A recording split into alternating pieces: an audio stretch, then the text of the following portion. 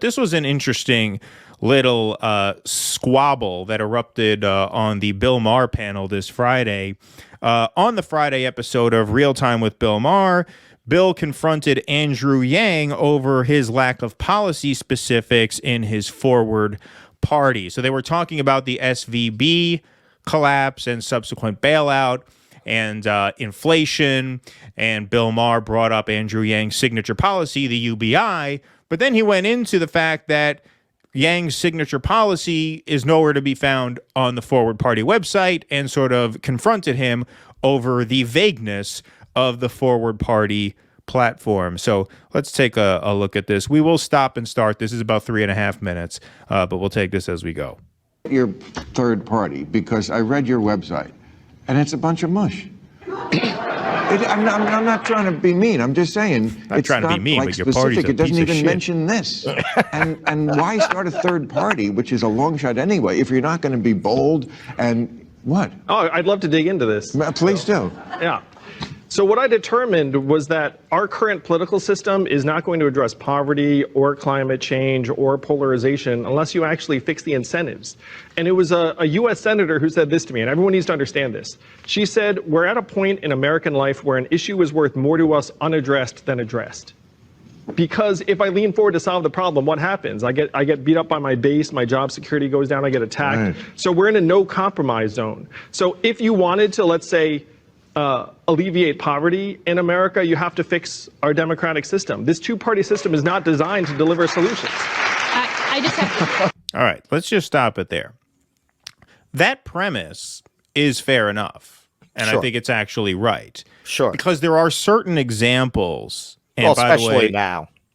Yes, especially now, right? And especially in a situation like when Roe v. Wade is overturned, there are states that had opportunities to codify reproductive rights in certain capacities. It would have involved compromise with the GOP. But a lot of Republicans wanted to protect abortion rights in some capacity because they could sense what a liability this was going to be in the midterms, and turned out it was. And you had Democrats in office refuse to make those compromises specifically because they would rather run on the issue, win or lose, right? That's what he's talking about when you say a problem is worth more unsolved than solved. So he is absolutely correct that the system does disincentivize compromise, and that in certain scenarios, compromise is necessary. Now, he goes into a place that I agree with far less as this goes on, but I just wanted to establish that first of all. Yeah, but again, that's... I just have to say, so I'm not 100% sure how a different party, I mean, you have to explain how that's going to change the whole system. But here's the thing. If you have a senator, as someone who's running for Senate, if you have a senator who's saying the incentives are wrong, so I can't do the right thing, that's the problem, not the fact that we need another party. I love whoever put Former that Pentagon up official. as she said that.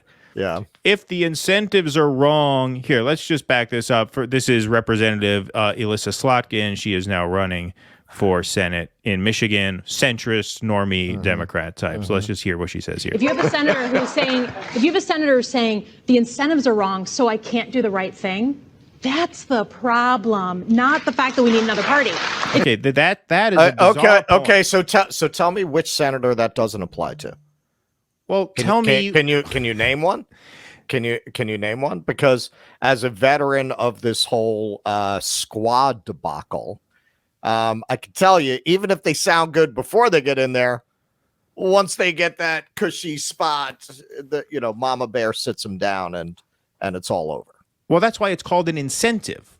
An incentive is not an incentive unless it influences behavior, right? So she's saying, well, if you get a senator in there who says that because the incentives are wrong, I'm not going to do the right thing, that's a problem.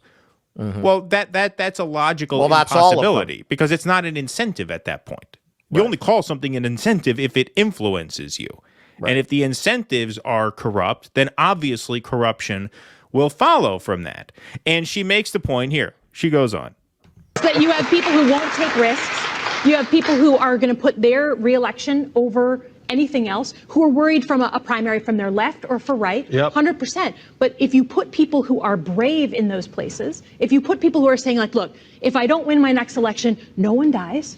I can go on. I'll find another job. Oh, like AOC? Then you actually see the incentives change because Or then her, they want to do the former right thing. That Pentagon is official. part of why our government doesn't work. It sometimes is people. So look, We don't Okay. we don't have enough control over our government coming from the military-industrial complex.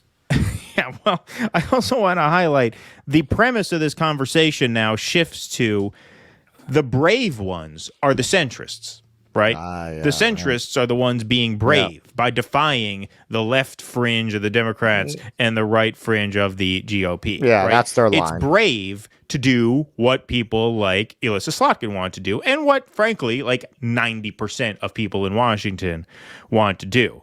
And this gets to a deeper sort of rift in their understanding of this, which I'll get to in a minute, but I want to get through some more of this first. Alyssa, first, I love what you're saying, but there was a guy in Michigan who bravely voted to impeach Donald Trump at great personal risk, Peter Maher, and he lost his seat in part because Democrats boosted his extremist challenger because that challenger is going to be easier to beat in the general. We have an incentive system right now. If you step up like Peter did or Adam Kinzinger or Liz Cheney, you're out of there.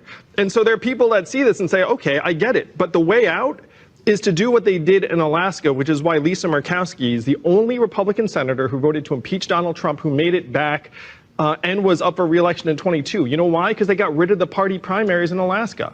That's why Sarah Palin lost to Mary Peltola. That's why Lisa. Okay, so what this gets at here, citing Liz Cheney as this beacon of integrity for defying the Trump movement by voting to impeach Trump, Maher there, Kinzinger there.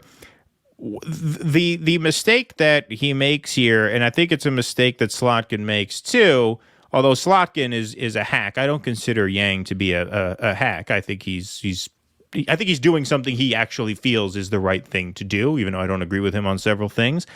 But he's making a conflation here that is false, which is what he calls extremism. He doesn't parse the two types of extremism there are. There's ideological extremism, and then there is partisan extremism. So you have people who are very centrist, like Hakeem Jeffries. He's not an extreme ideologue, but he is absolutely an extreme Democrat partisan who would absolutely forego compromise with the GOP if it meant boosting his party's fundraising numbers or their vote counts in certain races. Then you have extreme ideologues, as they would say. I'm not saying I would say this, but, you know, the Squad types and the Marjorie Taylor Greene types, those are who they would say are extreme, but they're extreme in a different way. They are ideologically extreme in their eyes. But Yang never parses those things. So when he talks about extremism and talks about the courage to defy extremism, yeah, okay, it takes courage to defy the extreme partisan hacks, which make up 90% of the people in Washington, but it doesn't take courage to toe a centrist policy line. Right.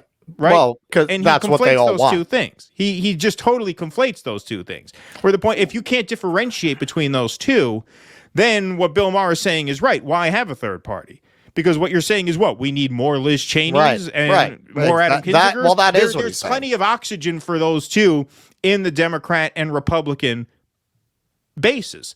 It's just that, you know, once they defy the partisan aims, right, of the Trump base, they get turned on. But they don't get turned on for ideology. Liz Cheney voted with Trump 96% of the time, right? So ideologically, she's extreme with Trump, but from a partisan standpoint, she's more moderate in the sense that she's willing to buck party orthodoxy when she feels that he stepped out of bounds. But if you can't make that distinction, then the party's not going to gain any steam because what you're advocating for is more centrism. And there's plenty of room for centrism in the Democratic and Republican parties.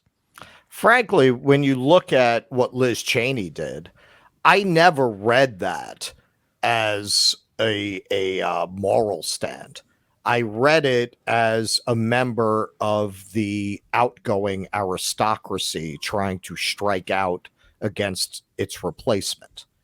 That's what it was about. Her name was Cheney. She was part of this older Republican Party that was used to running things. That I never felt like it was really a moral stand on her part. But that aside, yeah, I agree with Bill Maher here. What's the point now? He's not even promoting UBI.